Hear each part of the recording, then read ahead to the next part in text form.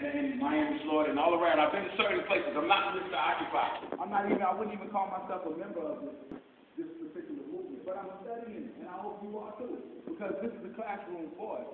This is the time that we can say, okay, there's people moving. Now, is the strategy that they're using correct or not? Because that's what I'm doing, as you know, and as like this kind of revolutionary talk by revolutionary, I had to throw out some old conventional stuff that I had learned. You know, how you write it down on the leaflet, or you hold a meeting on the committee, and there's a president and a vice president. You know, this in Occupy movement, they claim that this is a leaderless revolution. This is what they call it. It's a leaderless movement. Anybody know about this? Does anybody know? Well, this is what's happening. It's like this real kind of organic kind of thing that's happening. But along with that is all kind of contradictions. Why? Because we trip over the same rock. When we don't study our history, then we lose the benefit of the experience of people who have made the mistakes before us. And also, the doors become wide open to all kind of agent provocateur, police involvement, and the injections of fear that have everything to do with the government kind of break down any resistance that we can. This actually, I would believe, is one of the biggest issues inside the so-called Occupy movement. And I like to use it as an example. Like I said, I'm not Mr. Occupy. As a matter of fact, I have issues with the term mainly because the word occupy,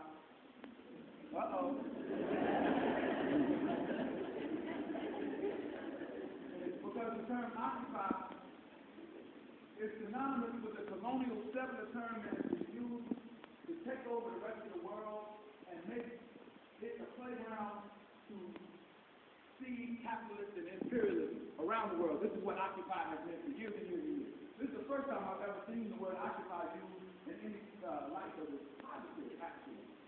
Because when you look at Palestine, who would occupy? The imperialists. When you look at Haiti, IET, who are the occupiers? America. When you look at Africa as a whole, it has been occupied by colonialism and neo-colonialism. I don't find it to be an endearing term at all. As a matter of fact, I take issue with it. Because coming from where we come from, we're trying to be unoccupied. I'm trying to get them off my neck. As a matter of fact, I'm throwing out terms like liberalism.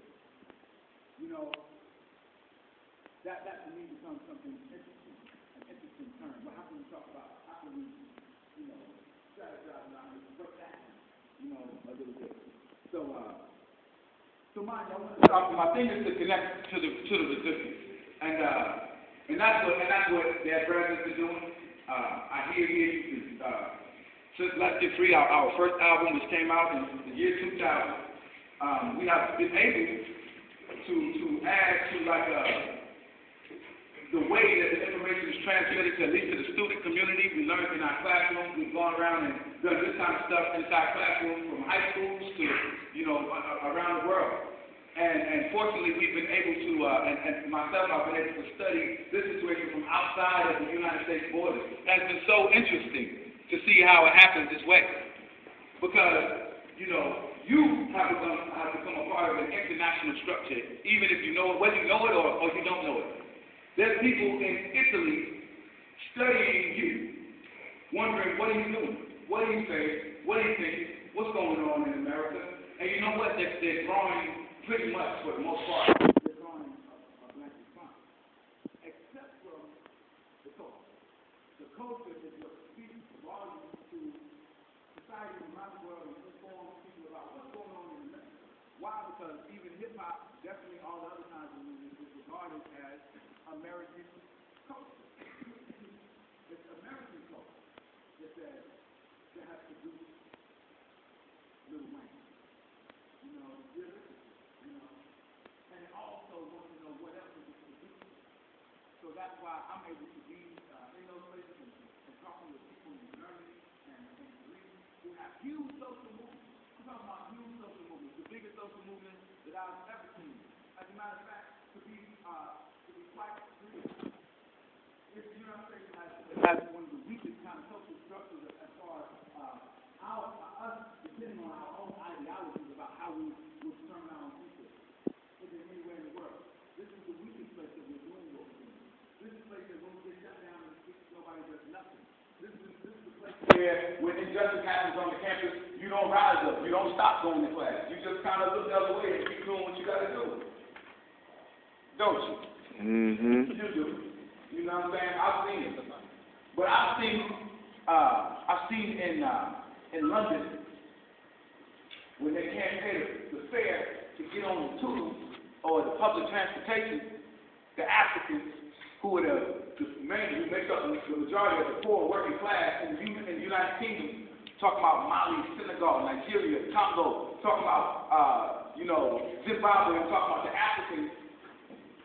When they can't get on that, Algeria, Morocco, Tunisia, I'm talking about when these people can't get on the train, it becomes a problem. And this is the reason why London is up in arms and there's fire in the streets everywhere, and they can call them hoodlums, but reality is people are fighting for their basic rights and their ability to be resisting around the world. And I'm not in any way condoning that and saying, hey, we need to go out and set the school on fire. Do that on your own will. I'm saying there's ways.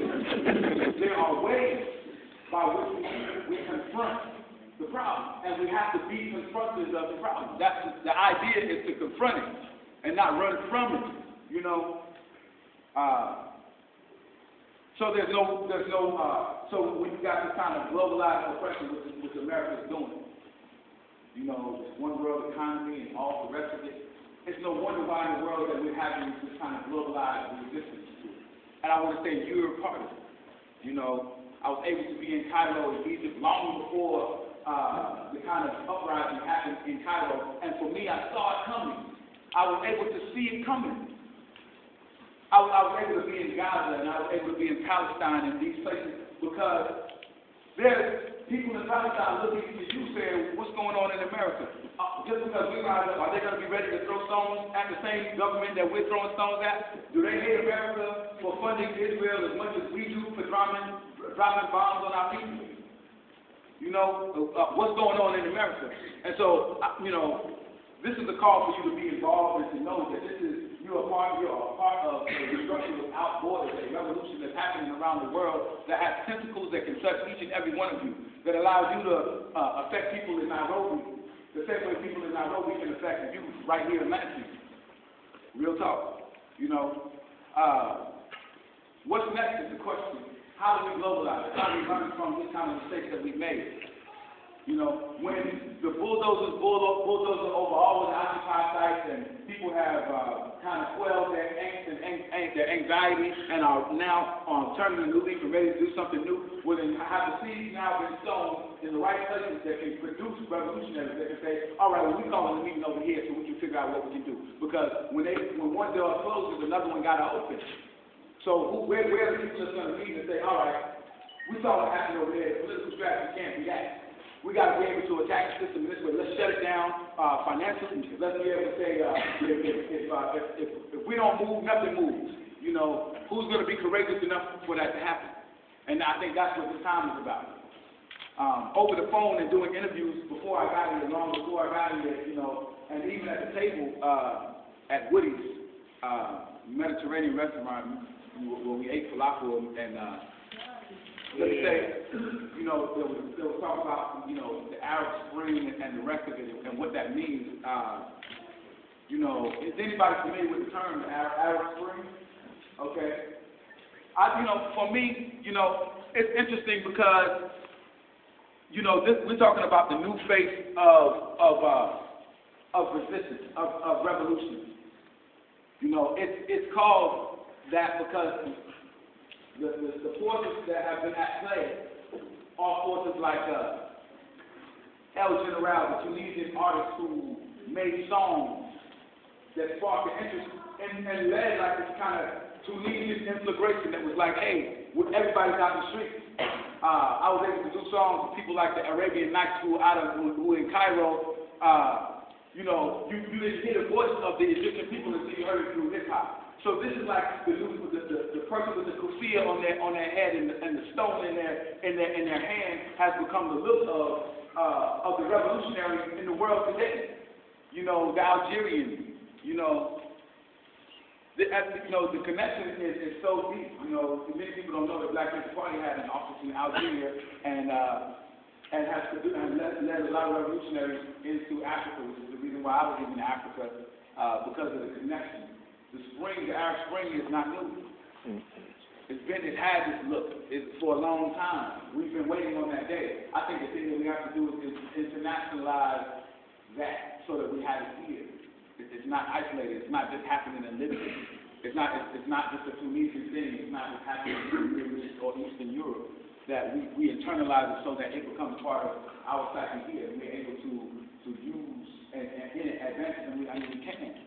You know, we have everything at our advantage. We have technology in a way that we've never had before, so we can be able to enact or reenact some of the things that are happening around the world here. Yeah. So I'm gonna make. I apologize. You know, I didn't even introduce myself. My name is MSU, and what happened there. But I was so interested in talking to you that I didn't even introduce my name. My name is MSU. People call me in one half of the Tell It Like It Is. Everything is political. F the police. Rap Juice, Dead Prez. That's right. Yep. My partner is right here. We've been rocking for over 20 years. I met him in Tallahassee, Florida, and basically we're just trying to figure this thing out, you know. So I'm inviting him to do the tag team. Actually, I kind of was feeling the moment, and I wanted to feel what's in the air because I think the most important thing, like I said in this conversation, is about our conversation, what we have, what you're thinking, and what some of the questions that you have.